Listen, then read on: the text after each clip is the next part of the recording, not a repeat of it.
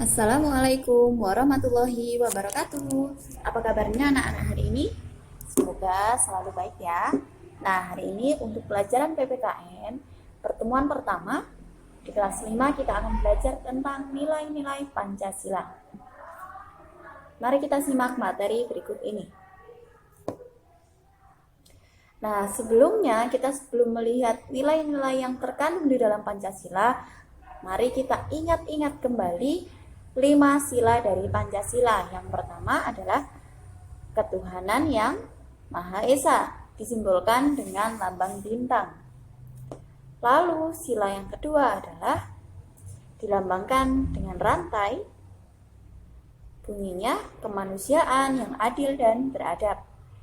Sedangkan sila yang ketiga dilambangkan dengan pohon beringin, bunyinya Persatuan Indonesia. Yang keempat, sila yang keempat ditandai dengan kepala banteng, bunyinya kerakyatan yang dipimpin oleh hikmat kebijaksanaan dalam permusyawaratan perwakilan. Lalu yang terakhir, sila yang kelima ditandai dengan padi dan kapas, bunyinya keadilan sosial bagi seluruh rakyat Indonesia. Pastinya anak-anak meskipun sekarang sudah tidak pernah melaksanakan upacara di sekolah, tapi Pancasila ini pasti masih hafal kan? Nah, setelah kita mengulang lagi Pancasila hari ini, setelah ini kita akan melihat nilai-nilai yang terkandung dari setiap pasalnya.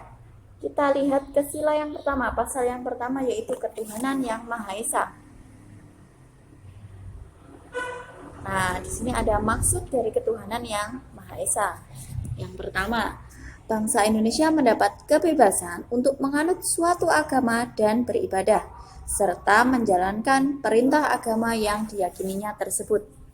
Jadi, setiap warga negara Indonesia bebas memilih agamanya sesuai dengan agama-agama yang diakui oleh negara Indonesia. Setelah bebas menganut agamanya, bebas juga menjalankan ibadahnya. Misalkan kita sebagai orang muslim, kita memiliki kebebasan untuk melaksanakan ibadah di masjid, di tempat ibadah kita. Orang Nasrani, mereka bebas melaksanakan ibadahnya di tempat ibadahnya mereka, tanpa harus saling mengganggu.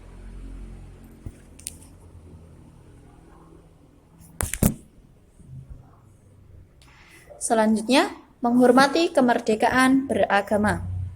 Maksudnya kemerdekaan beragama adalah kebebasan tersebut. Jadi, setiap orang bebas, tidak boleh dipaksa ataupun memaksa orang lain untuk mengikuti keyakinannya.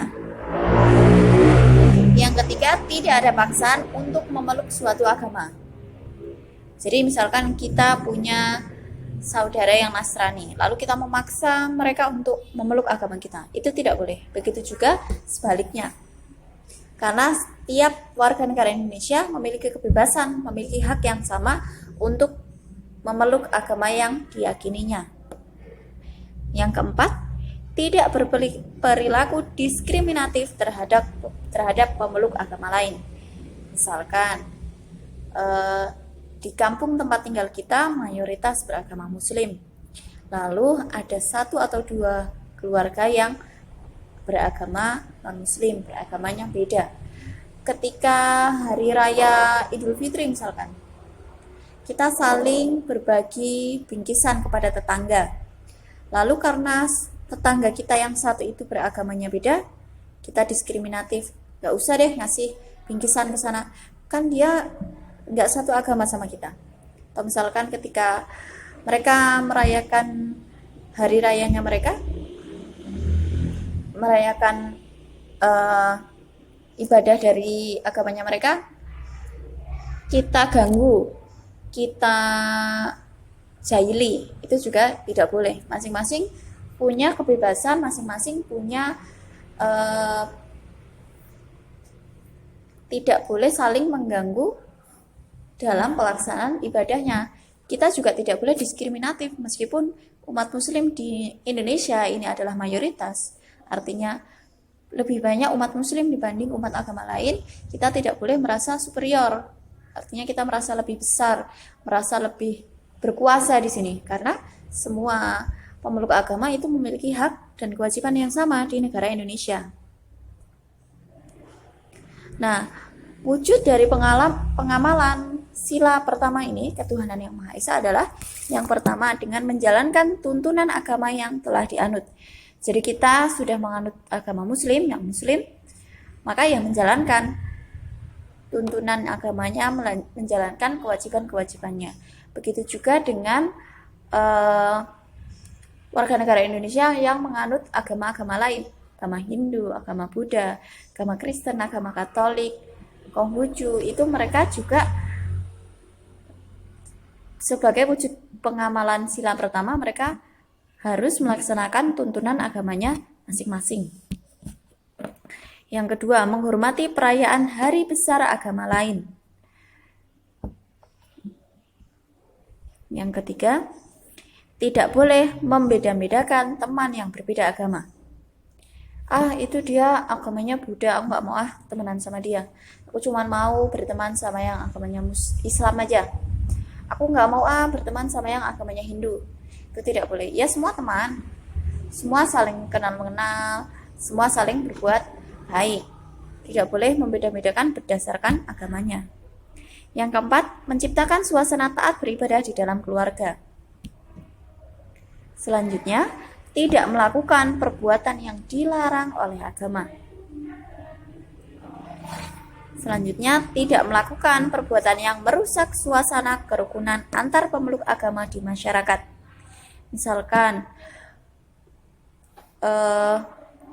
ngompor-ngompori orang lain untuk yang pernah terjadi dulu, ada pengeboman gereja, terus ngompor-ngompori orang lain juga untuk membenci pemeluk agama lain, itu juga tidak boleh. Itu bukan merupakan wujud dari pengamalan sila pertama.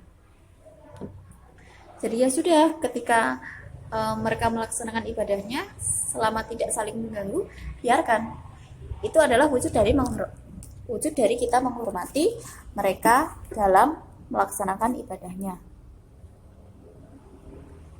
Selanjutnya ada bersatu dan bekerja sama dengan pemeluk agama lain untuk menciptakan suasana kehidupan beragama yang harmonis. Salah satunya tadi dengan saling menghormati. Ketika mereka melaksanakan ibadahnya, ya sudah, biarkan mereka melaksanakan ibadahnya dengan tenang, dengan cara kita tidak mengganggu. Begitu juga ketika kita melaksanakan ibadah kita, kan kita juga gak ingin diganggu, maka mereka juga tidak akan mengganggu kita. Nah, itu tadi adalah wujud pengamalan dari sila yang pertama, yaitu ketuhanan yang Maha Esa. Lalu untuk tugas hari ini adalah mencari 2 berita tentang pelanggaran terhadap nilai ketuhanan yang Maha Esa. Jadi tadi kita sudah lihat pengertian atau poin-poin dari perwujudan nilai-nilai perwujudan dari sila pertama, kemudian bagaimana wujud pengamalannya. Nah, hari ini anak-anak silahkan mencari 2 berita tentang pelanggaran terhadap nilai ketuhanan yang Maha Esa. Diusahakan adalah berita yang terbaru. Boleh diambil dari koran. Kalau diambil dari koran, dari majalah, boleh di-clipping, nanti dipotong, ditempel di kertas. Kalau misalkan cari di internet, silakan boleh di-print atau ditulis tangan. Nah, nanti seperti biasa jangan lupa ditulis nama serta kelas dan mapel serta tanggal pelajaran hari ini. Jangan lupa juga untuk melakukan presensi di kolom komentar dengan menyebutkan nama serta kelas, serta untuk like video ini. Nah, sekian saja untuk materi PPKN hari ini. Selamat belajar anak-anak. Terima kasih. Wassalamualaikum warahmatullahi wabarakatuh.